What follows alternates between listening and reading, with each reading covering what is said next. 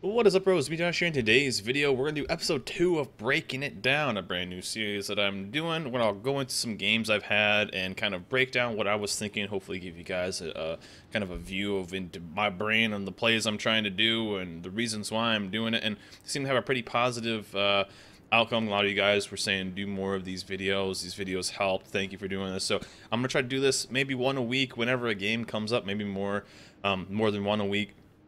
And if you guys missed the last one, it was a Neptune game. I'll put a link down below if you guys want to check that out. And one of the biggest things I saw in the comments of the Neptune game was, could you find something that you are bottom tier? Now, in the Neptune game, we were top tier. And this game ended up being a perfect example because we are bottom tier. And it's a game that I think it kind of late game had some interesting plays and kind of some stuff I think that ended up winning the game. And we are in the Aigle, the tier 6 French destroyer. Now, I've been playing this a lot. I think I've played in the past few days. Ever since the campaign, I think I've played like 13 or 14 games with this ship already. And I'm starting to like this ship a lot more. If you like the Bwiskovitsa, I think you like this playstyle. It's kind of similar. It's not as good as the Bwis at tier 7, but it's actually a pretty solid and pretty fun destroyer. I'm having, I think out of like 14 or 15 games, I think I've had 3 Krakens and a 6-kill game with this. Nothing major for damage, but overall, I don't even think I've broken 100k on this ship yet, but I'm getting massive kills. This thing seems to just kind of clean up. So this is a really good example, though, and I'll kind of break down what I'm thinking in this game. So, first of all, one of the main things is I'm looking at what their enemy DDs are. So I am an Aigle. My detection is 6.8 kilometers, and so I'm looking at theirs. They have Kagero, a Mahan, and a Geta. Trying to figure out, 1, where they are, and 2, how to approach them. Also thinking about what ships they have that could have potential for radar.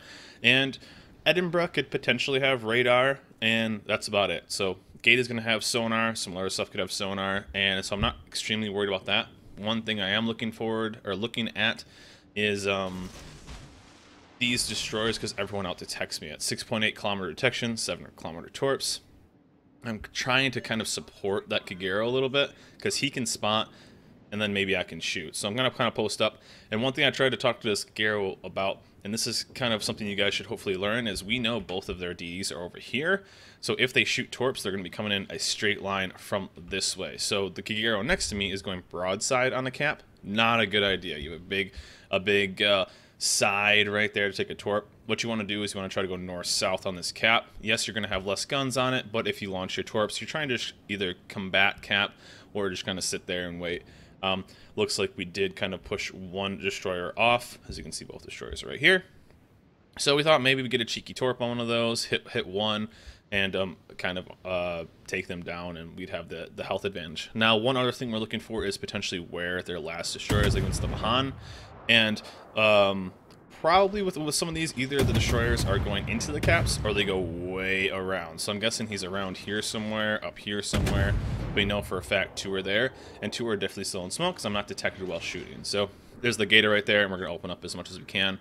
And got to be a little careful with this, open up too much because there is a Kutuzov right here. So since the guys, and there's the Kutuzov, as you can see, it's pushing in, there's the other destroyer. So just trying to do damage as much as possible.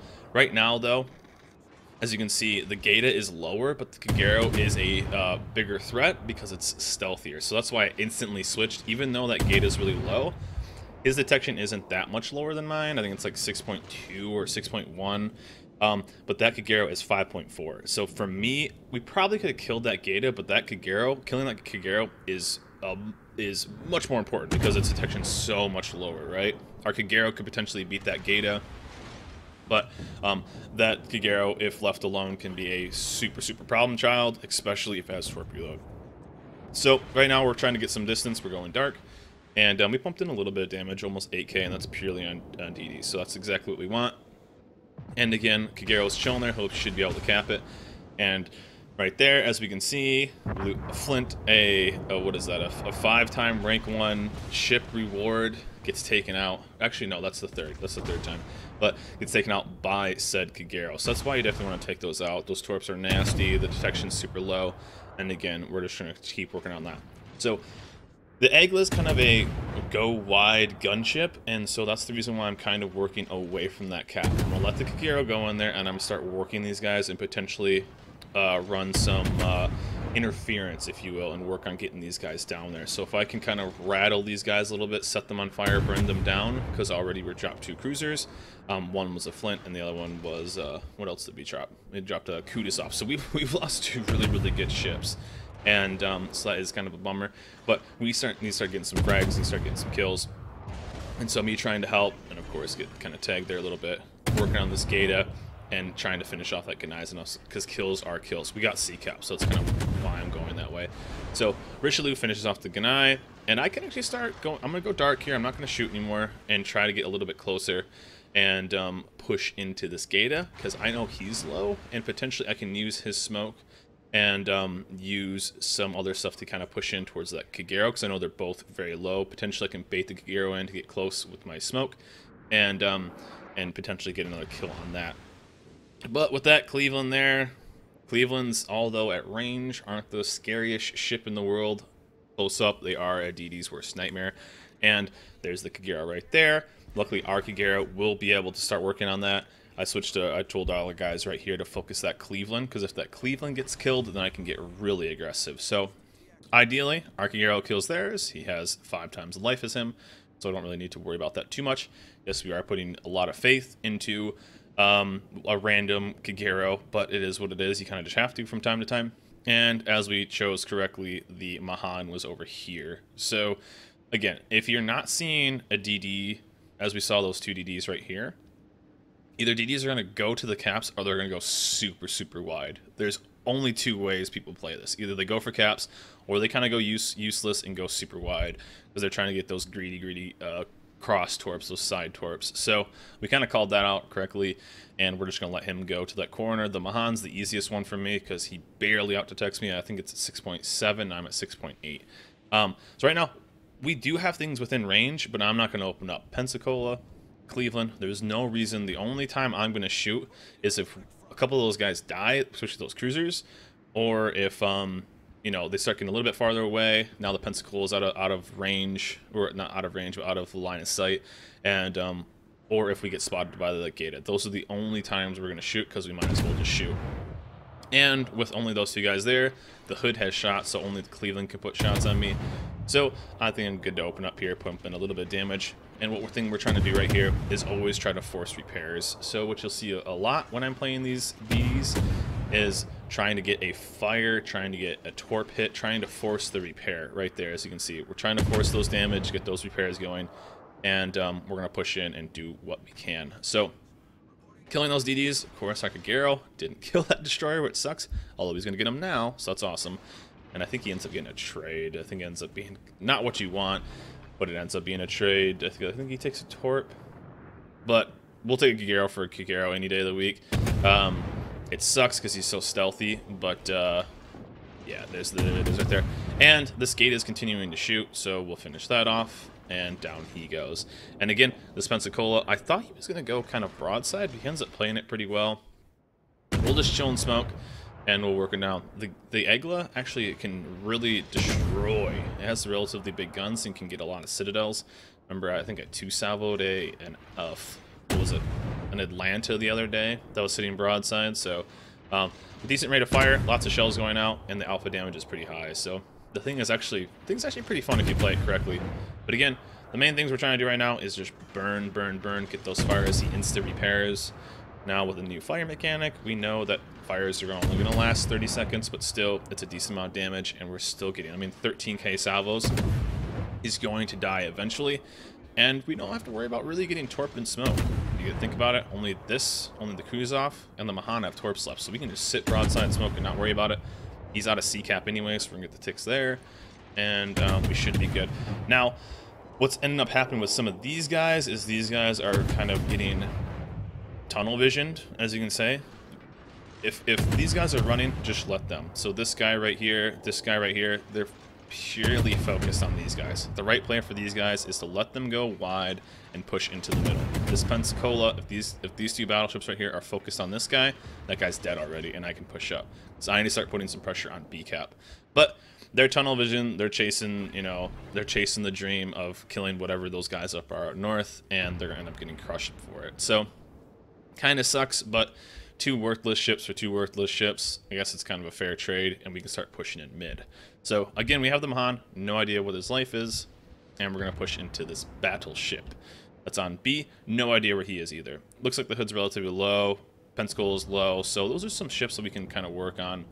And we're starting to look around and try to get whatever information we can on health of these guys, because I have 14k. I could push and do like kind of a YOLO push and finish off a battleship. That's always a play you have with this, because you have 19,000 life to play with. It's really, really tough for a battleship to one-shot you. So at 40k, you could do that YOLO push on a battleship, especially if Richelieu's chilling, like kind of sailing broadside. You could potentially go to the left and take out that kill. Our Nelson, I figured, would kind of do that, but he gets absolutely smashed. All right, let's watch this. The Nelson was at full life. Richelieu was at about 40k. And so that's what I even told him right there. A 1-for-1 trade, at least get the trade. I even told him the Nelson, the Ram isn't that bad of a trade. Taking out a tier 7 for a tier 8, it's an up trade. Even though we do lose overall a little bit of life, it's not that bad of a trade. But instead he goes for the hero play, tries to kill him outright, and the Richelieu just absolutely obliterates him off the planet. So kind of a bummer. Instead of a 1-for-1 trade, he ends up getting a 0-for-1, but he's way far away. He's south, and we'll start taking this cap. Right now we are losing. I think we're down 2 ships, and our battleships aren't super healthy. So I'm thinking, boom, we got to go cap game. Get the caps, get the pressure. There's guys that are low. Our Błyskawica won't stop shooting, so it's kind of a bummer. And the Mahan is about almost full life. So that's kind of a bummer too, but I figure I can outgun him if I need to. So for me, my plan is put pressure on B, and then I'm actually going to try to stop the cap on A cap. So we have 3 to their 1, and potentially our Cleveland in my division. Even though he's bottom tier, he could potentially work down this Richelieu and kill him off. But that's the game plan for me, and that's why I'm kind of working this way. I'm not shooting at anything. I'm not trying to outgun everything, even though multiple things are in range. I'm trying to get this. Cap and then stay hidden, because I don't want them to know where I am. Still 2 smokes, so something to work on there. But I need to keep this Pensacola spotted, because if he dies, then we have some work we can do on these guys. I can stay hidden and just absolutely obliterate that guy. So down our Bwiscos, and I imagine, I don't even think I pop a smoke here. I'm not sure if I do or not, but with how fast we can fire, I'm thinking we can just alpha damage down this Pensacola. And unluckily, the second salvo completely whiffs, and so I think we end up taking a salvo from him, which kind of sucks. But yeah, like right there, 2 salvos completely missed. Did we juke it? We do juke it a little bit. So I was aiming a little bit high, so we took a little bit extra damage. Oh. Maybe take a lot more extra damage. I don't remember this. We take him down, so we end up taking no damage from the Pensa, but we are within secondary range of the Bismarck and the Cleveland if it does focus on me. So what I'm going to do right now is slam on the brakes, even though my propulsion is done, and I need to focus down this Cleveland. So focusing on cruisers is the main thing. So I'm going to pop the repair, smoke, and then chill in cap. We need to stop that, because the only way we're going to win this is if we keep the points on caps. So slowing down a lot. Cleveland's getting another salvo on me. So instead of potentially what could have been nothing, we ended up getting spotted. And luckily you can do a lot of damage to Cleveland's. Their secondary, not their secondaries, but their hulls and stuff like that, their superstructure is what word I'm trying to think of, is pretty I don't know, flimsy. It's pretty easy to do damage. Now he's doing a perfect thing at angling in, so this ended up being a pretty poopy situation. One thing you always want to know is, I think it's at 3.2, is what your firing in smoke is. And we get a little unlucky. He plays this perfectly though, and we're at 3,500 or something like that. He's gonna get 1 more salvo on me. Oh, we didn't even get 1 more salvo, so we got pretty lucky there. He kind of messed that up, but again, we're just chilling in smoke. We need to kill this Bismarck. We killed the Cleveland. We're down. We're making up some progress, though. But they're closing down B. They're capping out D cap. Our Cleveland's trying to win that 1v1. And I should be able to kill this Bismarck in time, as well as cap this out. So, sadly, down our Cleveland. So, it's not looking very good, right? So, we know that Mahan... we know that Mahan is low. Our New Orleans killed the Richelieu, which is good. But the Mahan is at like 11k. I'm at 3. And but luckily this Bismarck repped, and potentially I can get a nice little fire on him that'll stick. And we know I think there's a Kutuzov and a Nagato behind me, so those are two things we kind of have to worry about. And so we're gonna try to cap this if we can and get another fire on this guy, but we need to stay in this cap because it's locking up points. So luckily he takes a pretty big shot from that Nagato, and we just need to finish him off, get that 3rd kill, get that cap, and do what we can. So I think we get the kill. Lofty shells. So boom, down he goes, which is good. 2 targets on me, 3 targets on me. And so trying to figure out what to do right now. I was like, man, if he can ram the hood, that's amazing. That is a perfect trade. And I was hoping that maybe something would be aggressive and push through here. So we're looking at the mini-map right now. Nagato versus Hood. I wasn't sure how this is going to work out. Hood had a massive health pool on him, but I can't just push into a Kutuzov because he'll just one-salvo me. The Mahan I can't really push into because of certain situations of if he spots me, he's going to get the first salvo. He's just going to be out-life me, so there's not much I can really do. But we have completely brought this back, and my play of just kind of capping it out is really working.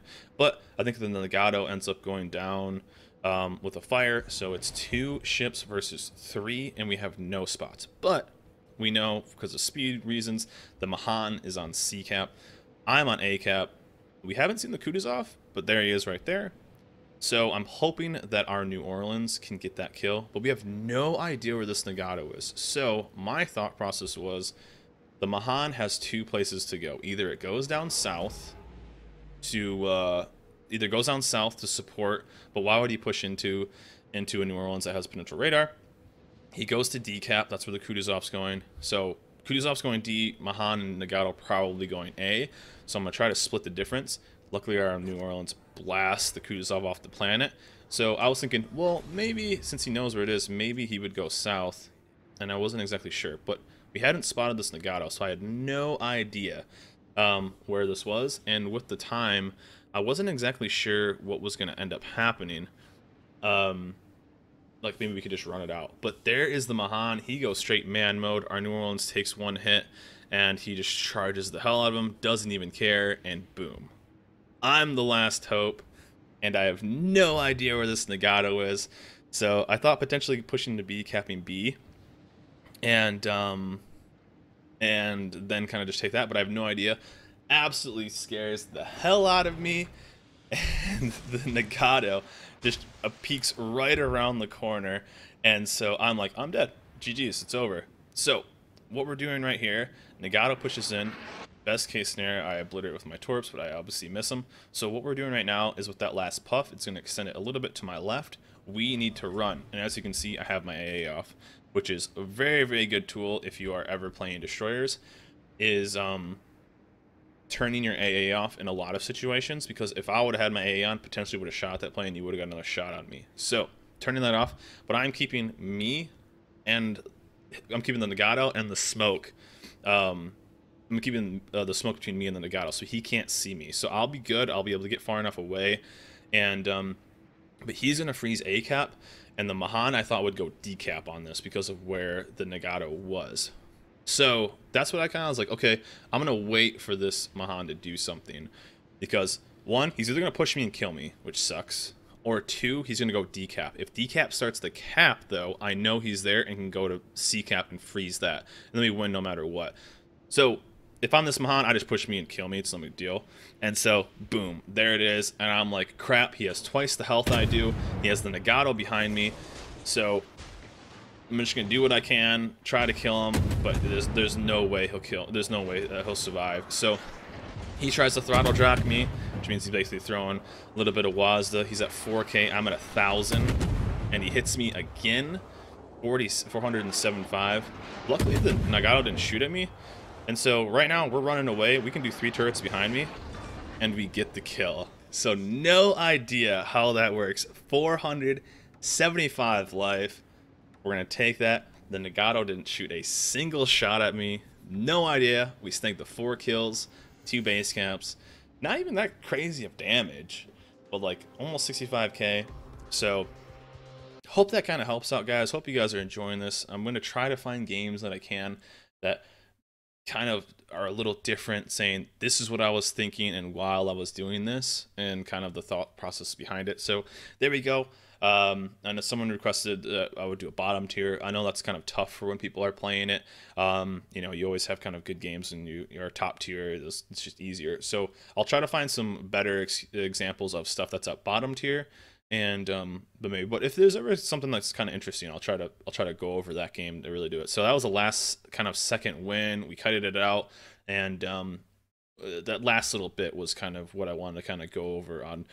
If this happened, I would do this. And so hopefully that kind of helps you out on hopefully your guys' decision making and a cool little win on the Aigle. So actually a ship I'm liking a lot. But 4 kills, 2k base. We actually got robbed of a Kraken if you guys didn't see that earlier.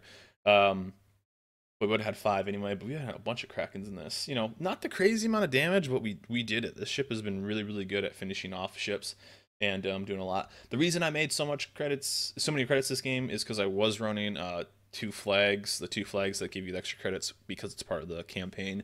So that's why we got almost 700,000. But 2 flags, premium tier 6, getting almost 700,000 credits is pretty dang good. So anyways, guys, a nice little tier 6 game. Hope you guys enjoy this series. Let me know in the comments what you guys think about this, what you guys think about this ship, and hope you guys like this this video. I'm breaking it down bottom tier with the Aigle. Anyways, guys, that's it for me. Hope you guys like this video. Remember, like, subscribe, and I'll see you guys next time.